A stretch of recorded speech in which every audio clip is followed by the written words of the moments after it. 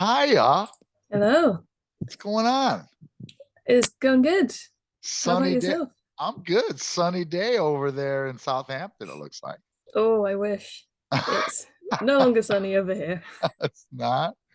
Oh, I see it. I see the bystander over there not moving. So, okay, it's a picture. Indeed. Gotcha. Yes. Okay. Oh, but your background's very nice. At the It is. beach? Yeah, it's the beach. I haven't been to this beach specifically, but I got sent pictures from a friend. This is in Cyprus. I've never Oh, been to wow. Cyprus. Yeah, I know. Beautiful, huh? Really, Nice. really nice. I'm looking back like I'm gonna look at it. What a dope, man. Oh my God. Anyway, let's see if we can do a little bit better talking about logistic regression as opposed to commenting how beautiful. I look back and there's a whiteboard back here. All right. Okay, so in the first part, I think we gave the equation specifically. Mm-hmm. And then I don't know if we actually went through and actually found out a way to talk about probability, the We didn't get probability. through that, no. Yeah, okay, because we were able, and let me kind of put this up on our whiteboard here. Let me Mm-hmm. get a nice one up here. Okay, all right, let's see if this, sometimes these don't work as nicely as we want them to, but let's see if we can get through it today.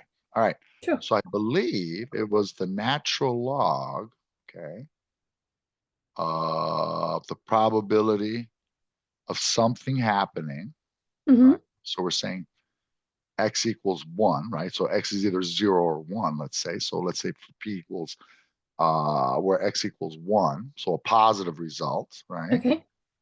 Over 1 minus that same probability, correct? Sure. I think we had that. And we wanted to be able to solve for P. Well, we may have gone over this now. This seems a little bit more familiar, but let's quickly over it. Sure. So if this is going to equal beta naught plus uh, beta 1 x1, right? Mm-hmm. This expression is what gives us a linear expression. And we're trying to solve for P. Yeah, we're trying to solve for P. We're going to raise each one of these. Sorry, take E and raise it to both of these things, right? Uh-huh. Okay, and then E raised to the natural log of something is just that something, and it is starting to seem more familiar here. Yeah. 1 minus that P of X equaling, I remember, yeah, you corrected me on that one. I remember now. That's right, because I called it X equals 0 and 1 and mixed it up. That's right. So that equals now E, correct? Mm-hmm. I will just call it to the beta naught. We won't split it up just yet. That's fine. Beta 1 x1, correct? Nice. Okay. So at this point, yeah, then we multiply both sides by 1 minus p of x collectively, right? Mm-hmm. So that bit we can kind of cancel out a few steps here at once. So we have p of x equaling e to the beta naught plus beta 1 x minus p of x times that e raised to this beta naught plus beta 1x, correct? Mm-hmm. All right. Then we bring this guy over to the other side. So it becomes p. And I'm going to do a little bit of handiwork here because when I bring it Mm-hmm. over here, I have p of x minus this bit, Mm-hmm. just p of x times something. So that means I'll be able to factor out a 1 minus that, sorry, plus. I was gonna Aha. correct you again. Well, all right.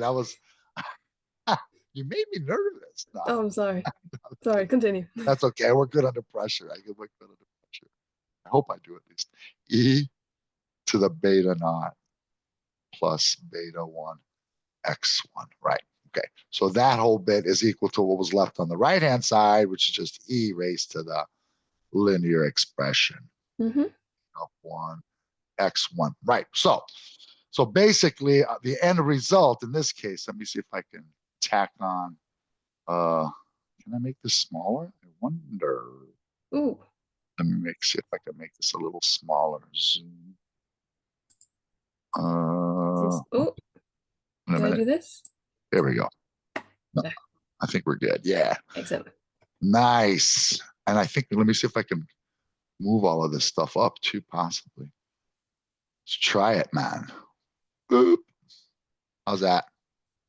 You see Excellent. it? Mm-hmm. Beautiful. Right. We're pros. So P of X, right, equals E to the beta naught plus beta 1 x1 over 1 plus that whole bit, right? Indeed. Beta, beta naught. It looks like a theta. Beta naught plus beta 1 x. I don't know why I'm using x1. I'm thinking that's multiple logistic regression, but Yeah. we just got 1x here. All right, cool. Right. So when we see this, so when we said when a beta 1, which is the coefficient on x, and our x value, our continuous variable, that's Mm-hmm. going to let us know what's going to happen to the probabilities of scoring a 0 or 1 on this Sure. logistic regression. If it's positive, right, that means that we're getting e raised to bigger and bigger and bigger, more positive values, basically. Okay? Mm-hmm.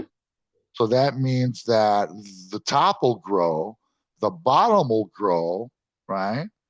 But when e raised to this whole linear bit, when x is really, really, really big, is a really big number, and I got that over 1 plus a really big number, that should be close to 1. Yeah. So I imagine we would see a curve where we have our whatever our continuous variable is going to be along here. So I think we may have mentioned Mm-hmm. blood pressure. And as we move to higher blood pressures, we have a higher chance of getting heart disease. So I think Yes. that was the example that we gave. Okay.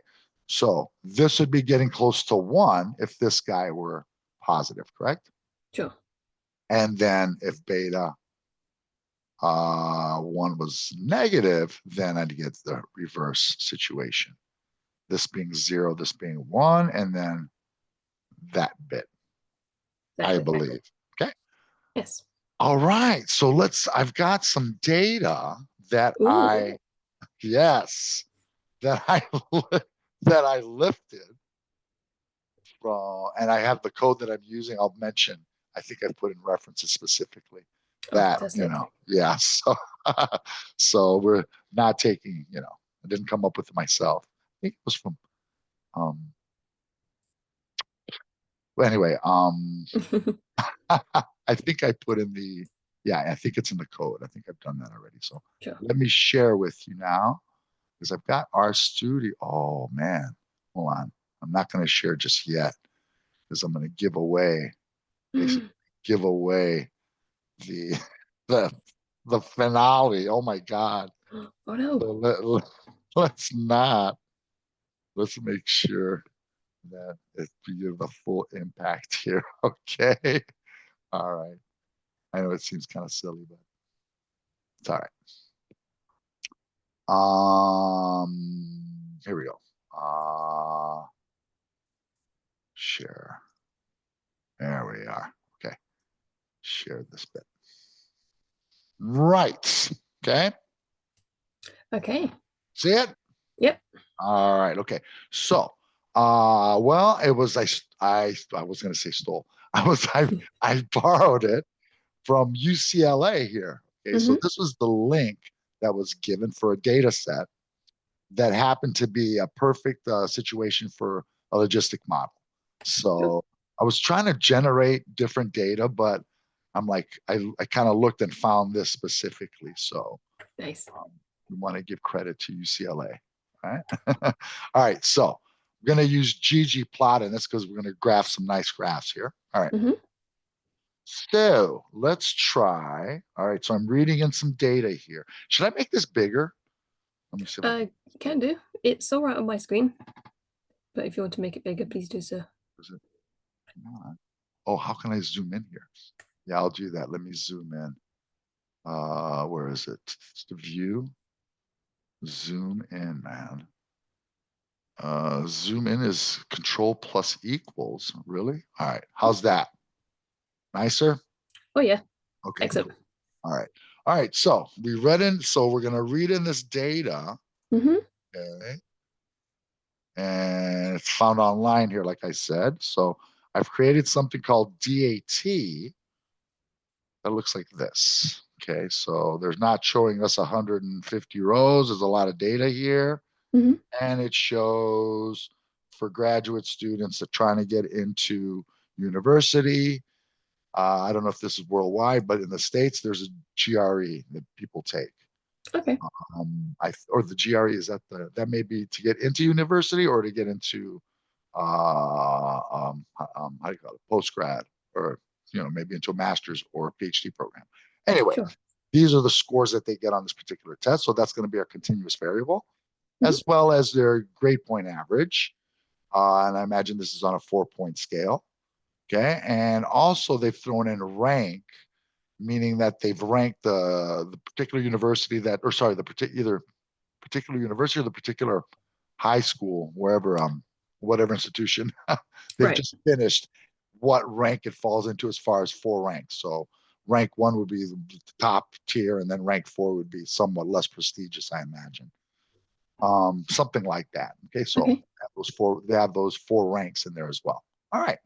So we've read in the data. Beautiful. So we're going to see what the probabilities of acceptance given the GRE, possibly, or maybe we can even do GPA. I don't know if we'll have enough time to do 2 continuous variables, but I did set up something here for throwing rank in there as a factor to kind Mm-hmm. of see if that makes a difference a little bit. So Nice. hopefully all of this is going to work correctly, and we're correctly interpreting it. Okay. Okay. So, all right. So we've read it in. It happens to be the names of our data frame. So there's the names. We're going to use that. You're going to find that in this code here. So here we're creating a model, right? GLM is generalized linear model, but Mm-hmm. specifically a binomial. Okay, the Right. family binomial. This is going to give us the logistic regression that we want. Okay, Cool. so I've named what data set we're talking about. DAT is what we called our data set, Mm-hmm. and we want to see how whether they were admitted or not, how it might vary as GRE, what the probability is of somebody getting admitted, how it might change with GRE.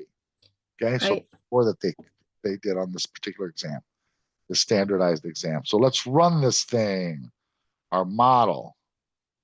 Okay, Mm-hmm. and we look at the summary. Here's where we see if if it has a significant effect. Okay, Okay. so we've run specifically a logistic model here. Okay, and here are our outputs. Here's the beta 0 that we were talking about, negative 2.9, blah blah blah. Mm-hmm. Okay, then according to what the estimate is and the standard error, that's going to give us a z value, and that in turn is going to give us a p value. And if we get p values that are less than 5%, which is usually our level of significance, Indeed. know that there's significant that particular term is significant. Okay, Excellent. so the intercepts I imagine are assumed to be 0. Sorry, the coefficient and intercepts are assumed to be 0, and here they're letting us know that what the estimate is, and because the standard error is relatively small compared to these values, we see specifically we see specifically which ones. I'll talk to you soon. Bye. No problem. No problem. All right. Sorry, No worries. my fans. Just kidding. Oh, no, that's a very nice gentleman. Anyway, so both the intercept can be used as well as the coefficient on our GRE. So this would be our beta 1. This would be our beta sub 0. Excellent. That would be how we would get the probability, okay, by taking Okay. e raised to this plus whatever our GRE score is times this Mm-hmm. over the 1 plus that bit, right? In fact, here, Excellent. I'll write it down. I forgot that we have the annotate feature here. So let's see if I can, that's going to help us here. Oh, fantastic. Is that working? All right, cool.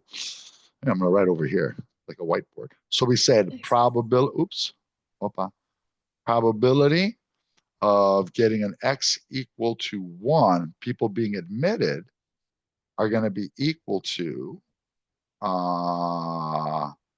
E, our natural exponent, raised to the negative 2.9, was it? We'll say 2.90 Okay.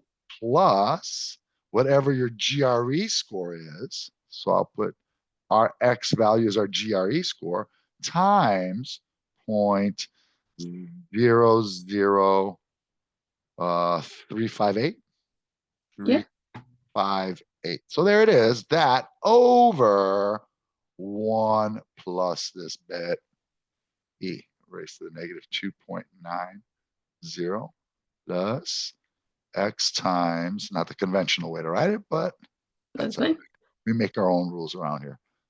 358, sorry. 58, 8, that's an 8. Okay. Ah, So we pop in our GRE score here and here, and mm-hmm. that's going to give us a probability. Okay. Excellent. So it happens to be a positive value, isn't it? Yes. Right. So we should expect something that looks like this,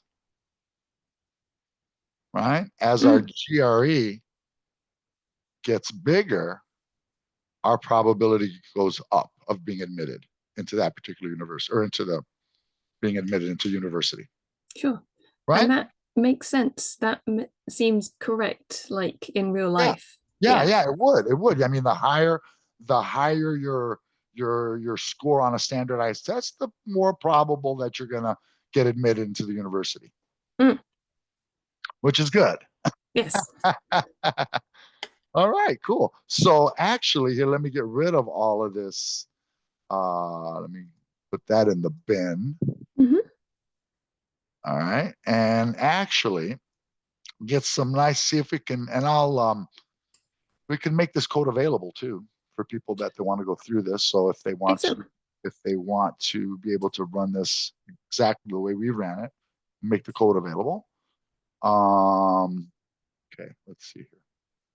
All right, so I've run the model. Where am I here? The summary. Okay, Mm-hmm. so I'm in this particular case, what I'm doing is I'm using the predict function and telling it, hey, I've got a model that I want you to tell me what the response is, okay, by predicting those values. So it's going to take the actual values of GRE, plug them in to our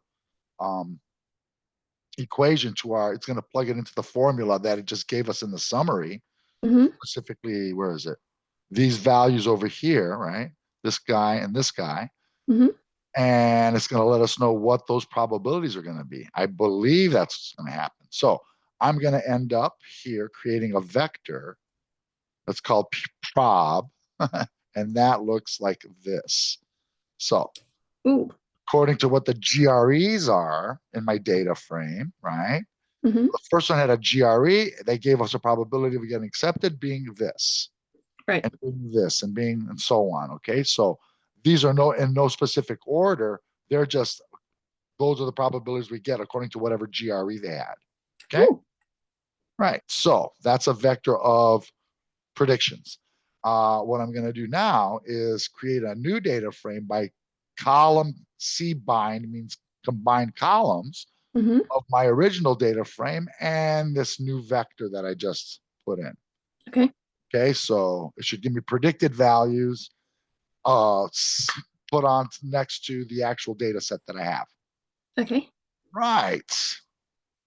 And now I'm using ggplot here, which is a very, very nice package that allows us to make some really, really beautiful graphs. And I tell my students here, even if they don't do a lot of statistics, it's worth learning how to use RStudio just to be able to get a lot of use out of ggplot. It Yeah. makes really beautiful graphs. Okay. Excellent. So this is a specific type of, so we use the ggplot command, which ends here, and we let it know what data we're going to be using. It's the new data set that I combined here. Mhm. What we want along the X, what we want along the Y, right? Which was this last vector that I tacked onto that data frame. Uh, and basically it's going to lay out the X and the Y. If I just ran this, I don't know how familiar people are with RStudio, but if I just ran ggplot without the rest of this business here, right? That's the ggplot command. It gives me a grid, but doesn't really plot anything. Oh, that's annoying. Yeah, right? Mhm. Okay, so it gives me that, but I need to let it know what I want it to do. So I'm going to use the GEOM, right? Any any prefix, the prefix here for any one of the symbols that are going to be used, or any types of the types of graphs that are going to be used, I'm going to have a prefix of GEOM underscore, and then in this case it's smooth, which is going to put a smooth curve, and we're letting it know that we're specifically talking about a generalized linear model of the binomial family. Okay, so it knows specifically what it's going to be graphing now. Okay, if I just put here LM, it would just put the linear model that fit that data. Okay, Right. but here we're letting it know specifically that we want if to smooth it with a particular family, sorry, a particular type of smoothing, generalized linear modeling in the binomial family, the logistic, right? Okay. Right. All right, so let's do this then. Let's run this whole thing here. We've created something called PLT here, which happens to be this ggplot bit with all of these extra bits of information, all these extra options thrown in here. And now let's actually see what PLT looks like. So let me run this. Fingers crossed. Okay. Hey. So what do we get here? We actually get not as pronounced a sigmoidal curve as we were showing, the ones that we were drawing up on drawing, but we got something that we expected to see, right? We're expecting to see as your GRE gets higher and higher, your probability is going a little bit higher as being accepted, basically. Yeah. Pretty cool, Fantastic. huh? Very, very cool. All right. If we have a little bit more time, we can also see if there's some kind of I don't want to say it's nepotism. It's not nepotism necessarily, but when you come from a highbrow school, sometimes, it might make a difference. You Okay. want to see if it does? Sure. All right. Okay. Let's see. Okay, I'm going to read in the data again because I think it's always good practice to like start from the beginning so that we haven't adulterated our data set, which we're calling DAT. So I read it in again. And it's always a good idea to run your code from the beginning. I actually Googled this warning and they said, I've seen a bunch of forums say, never mind, don't worry about it. So that's why I'm kind of ignoring it right now. That's Fine. okay. That's good. All right, so we read in our data. Okay, so here we're going to actually have to make rank a factor, okay? Right. Because it's more ordinal than it is, how do you call it, like a continuous variable. Right. Makes more sense to throw it in as a factor. So that's what's happening here. I'm overriding rank with the same numbers, but making it a factor. I'm creating a model now that not only takes GRE, but also takes rank into consideration. So let's see what that's going to look like. And now let's look at a summary. Okay, so let's see. Oops. Okay, so we still have a usable intercept because we have a p-value less than 5%. We're still going to use GRE as our as our continuous variable here because it's also significant. And we see that here we have rank 2, rank 3, rank 4. Okay.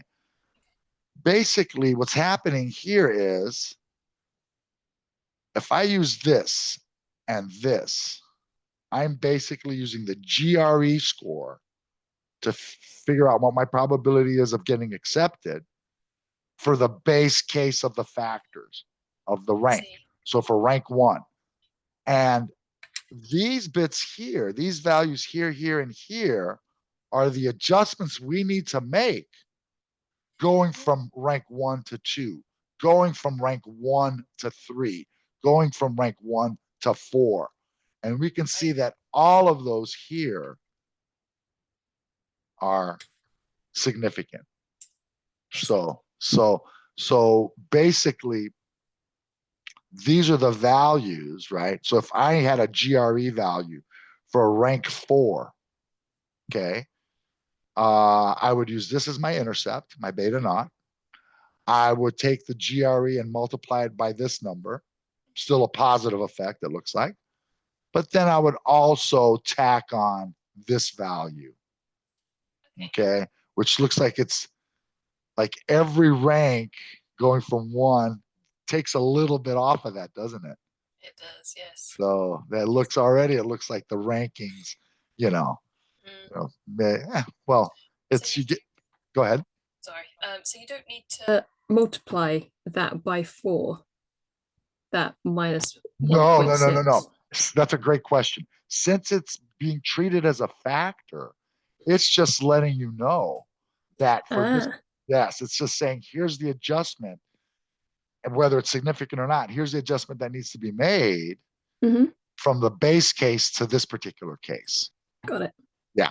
And I mean, you could almost make the case of if you go up by the same amounts, like you went to negative from, you had to adjust to negative with a negative 0.72 going from 1 to 2. If you had negative 1.4 to go from that bit, and then whatever the third amount was, 3 times that first increment to get to this, then you might say, I could have left them in as a numeric value. But here it's categorical because there may be different adjustments that need to be made. Got it. Right? Cool, Thank man. You're welcome. You're welcome. You're welcome. All right. So let's see. Now, I think I've got a little bit more. So again, I'm gonna predict using GRE and specifically the rank in this case, because that's what this model contains, right? Yeah. So it'll give me the results, the probability values for specific values in our data set. My new data frame, I'm actually creating a different one by saying, instead of using the combined column, I'm taking out specifically, where is it? The GRE values. I'm creating another data frame, which is called new data, new DAT. First column is going to be swiped from my DAT data frame, my original data frame. Probability is going to be these values that I just used the predict function on. And then I'm also going to throw in the rank.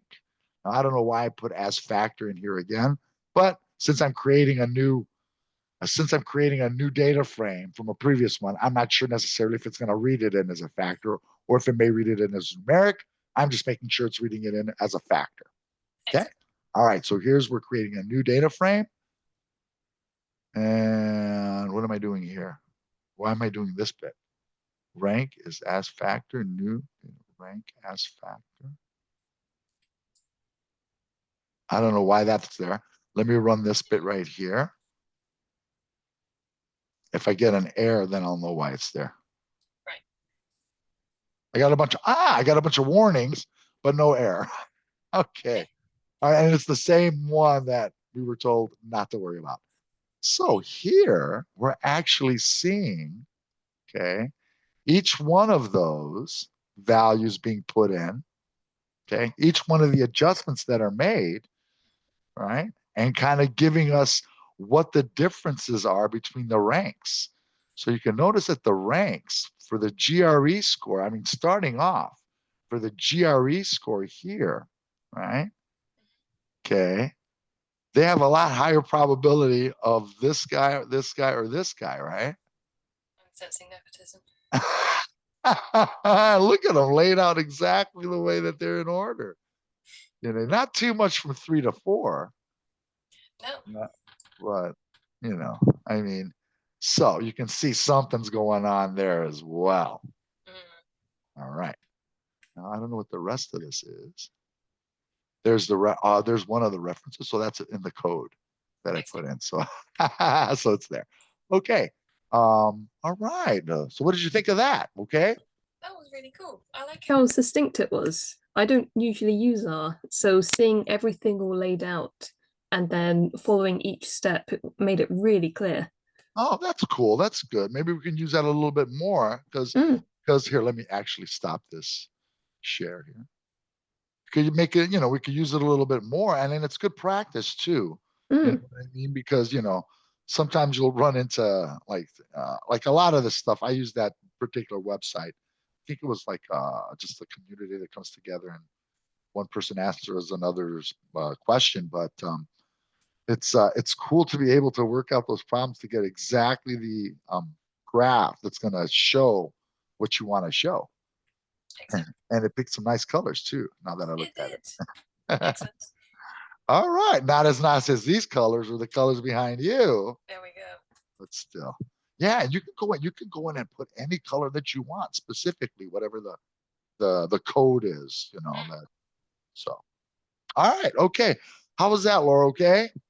That was pretty cool. I enjoyed that. Thank you very much. Yeah, that lady's still hanging out over there, man. I'd keep an eye on her, the one with the pink. Yes, lady? You Oh, my look, hand's disappeared. you There look, we go. you look back too. I try to bait you to look back. It's like, oh, how beautiful! Ah, I go dive in. I go dive into the water over here. Amazing. Fun. Always fun. It's always fun. So hopefully it's informative too. Indeed. Watching, we had fun. So why do we care? Right? Absolutely. All right. All right. I'll talk to you. I'll talk to you soon. Okay. Great. Until next time. Until next time, everybody. Bye. Bye.